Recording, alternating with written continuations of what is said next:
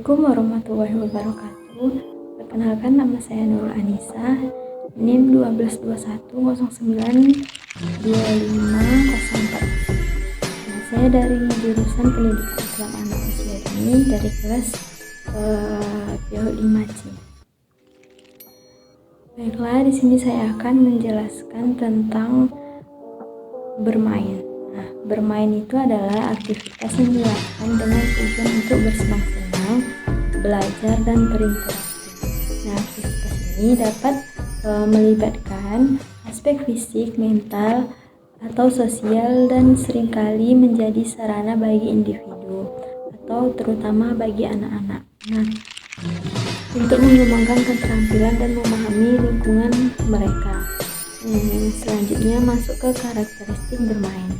Yang pertama, karakteristik bermain yaitu sukarela, dilakukan atas pilihan sendiri tanpa paksaan. Yang kedua ada menarik.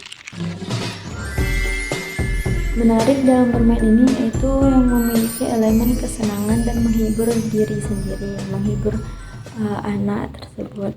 Yang ketiga ada imajinatif. Nah, imajinatif dalam bermain ini melibatkan penggunaan imajinasi pada anak dan kreativitas pada anak. Yang keempat ada sosial. Nah, di sini anak melibatkan interaksi dengan teman sebayanya. Yang terakhir ada eksploratif. Nah, eksploratif ini mendorong penemuan baru atau anak itu bereksperimen dalam berbagai konteks.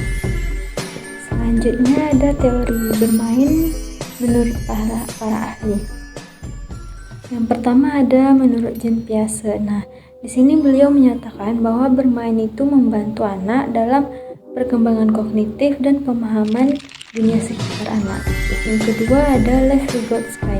Nah, beliau menganggap bahwa bermain ini adalah alat belajar sosial anak, di mana interaksi dengan teman sebaya yaitu berperan penting dalam perkembangan anak. Yang ketiga ada Friedrich Voebel. Nah, beliau menekankan betapa pentingnya bermain dalam pendidikan, berfungsi untuk perkembangan holistik anak. Yang terakhir ada menurut Sigmund Freud. Nah, beliau melihat bahwa bermain itu sebagai cara anak untuk mengekspresikan dan mengatasi emosi dan konflik internal pada anak. Nah, yang terakhir ada jenis-jenis permainan atau bermain. Yang pertama ada permainan bebas. Nah, permainan bebas ini di mana aktivitas yang tidak terikat pada aturan atau struktur tertentu. Nah, di sini anak-anak dapat menggunakan imajinasi mereka untuk menciptakan permainan sesuai keinginannya sendiri, memungkinkan ekspresi yang kreatif dan kebebasan bereksplorasi. Nah, yang kedua ada bermain sendiri. Nah, di sini aktivitas di mana seorang anak ini bermain tanpa berinteraksi dengan teman sebayanya atau orang lain. Nah, ini bisa melibatkan permainan yang seperti menggambar, mewarnai, menyusun balok, atau bermain dengan mainan yang tidak memerlukan kehadiran teman atau orang lain. Yang ketiga ada permainan mengamati. Nah, di sini aktivitas di mana individu atau seorang anak itu mengamati temannya bermain atau mengamati orang lain bermain tanpa dia berpartisipasi langsung. Nah, di sini ini bisa menjadi cara bagi anak untuk belajar dari interaksi orang lain dan memahami dinamika bermain tersebut. Nah, yang keempat ada bermain paralel. Nah, jenis permainan ini di mana anak-anak berinteraksi satu sama yang lain. Mereka mungkin menggunakan alat permainan yang sama tetapi dengan cara yang independen atau dengan cara yang berbeda. Seringkali ini terjadi pada tahap perkembangan awal pada anak.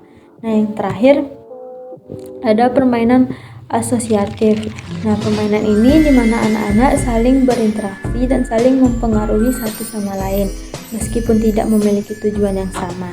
Nah, di sini mendorong komunikasi atau sosial kolaborasi pada anak yang penting untuk perkembangan sosial emosional anak. Nah, baiklah, sekian penjelasan bermain dan permainan dari saya akhiri.